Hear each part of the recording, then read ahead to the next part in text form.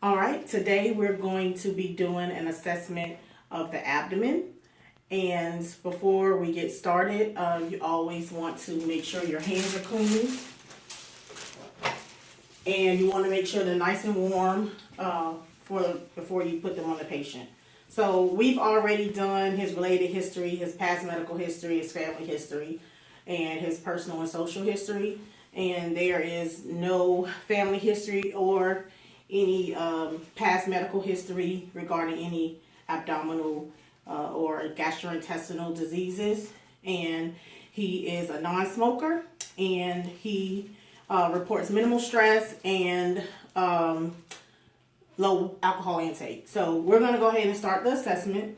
So when you start the assessment, you always want to begin. There's 4 things you want to do. You want to make sure you inspect. You also, next, you want to auscultate. Then you want to percuss, and then lastly palpate. Make sure when you're doing the abdomen that you always inspect and auscultate before you percuss and palpate. So during inspection of his abdomen, first of all, note the skin. It is uniform in color. There are no scars. There are no lesions present either.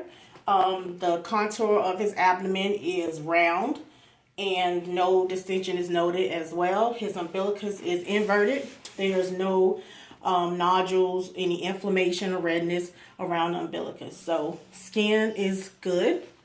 So next thing we want to do is we want to go ahead and start the auscultation part. So when we're auscultating, we can start generally anywhere on the abdomen. If you hear bowel sounds anywhere in the abdomen, you're generally okay. So I'm just going to listen.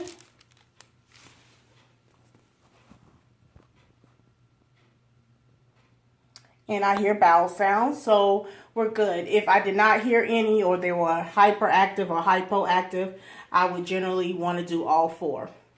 Next thing I want to do is I'm going to also want to listen for any bruit. So I'm going to listen near his epigastric area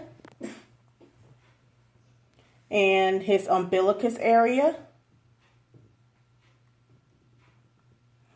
And there are none present, so that generally means that there is no vascular issues going on inside there. So we're good on auscultation as well. So next we're going to start the palpating piece. So when you palpate, you want to start light first. So I'm going to go in all 4 quads and just push lightly, no more than 1 centimeter. Any pain at all? No. No pain. And then once I've gone light, I want to go to medium. So I'm going to go a little deeper. This will help me feel any masses, if there were any, or any enlarged organs that may be present. Once I go a little deeper, any pain there? No. So I shouldn't feel any organs. I shouldn't feel any, there should be no tenderness at all. I shouldn't get any resistance. Resistance may mean that there is an enlarged organ in that place. So I don't feel any of that. So we're good. So the next thing we're going to do is we're going to go to deep palpation. And this is to get a feel of more of the organs. So I'm going to start over here with the liver. So I am going to actually find the liver here by percussing. So I'm going to start here, and we're going to go. Sound changes about here, so that's where near the bottom, my bottom border of the liver is. And I'm going to come up here. And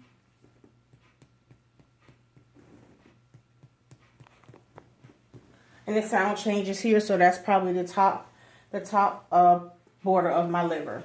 Gonna come over and let's see if we can find the other edge of the liver.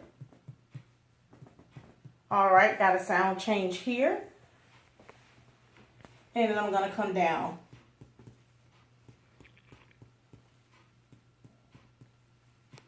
and my sound change is about here.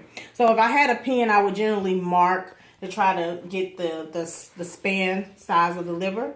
But I don't have a pen, but that's generally what you would do. You'll mark the 4 places where you heard the dullness, versus the tympani, which was lower in the abdomen, but closer up here, I heard dullness. So that lets me know where my liver is. So now I am going to go and do deep palpation to see if I can feel the liver. So it's going to be a little pressure here. And even with deep palpation, even on a regular patient, it may still be some pain. And the liver is generally not palpable, and I don't feel it there. So next, I'm going to come over to the spleen. And with the spleen, I'm going to do a percuss as well here.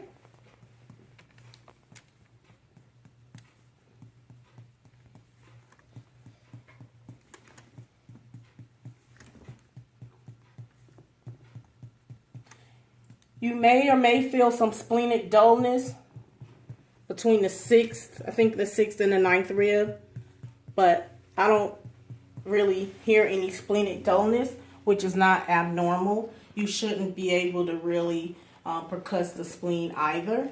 So let's see if we can feel it. So I'm going to come over and I'm going to press. So you got to be careful when you're pressing down with the spleen and make sure you're not feeling the kidney, the left kidney. And I don't feel any masses or bulges either here. So next thing I'm going to do is I am going to see if I can feel for the left and the right kidney palpating. So we'll start with the right kidney first, not to be confused with the spleen. So I'm going to lift his flank area just a little bit, and I'm going to press.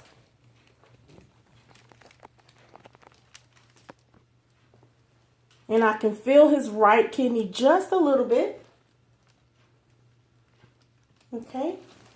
All right. Next, I'm going to go and see if I can feel the left kidney. I should not feel anything. The left kidney is generally not palpable. But this is also, as I said, you need to be careful to distinguish on the right side, the liver and the kidney. And then on this side, you want to make sure you distinguish the spleen from the left kidney. So I'm going to lift this flank area just a little bit, and I'm going to press. And I do not feel any masses or bulges or resistance at that time either. So last but not least, I'm going to have my patient to sit up on the side of the bed. And I'm going to percuss his left and right kidney. So you can come around on this side and all the way over. So to show how to percuss the kidney. And I'm going to flank area, and I'm going to. All right, and then we're going to come around to this side.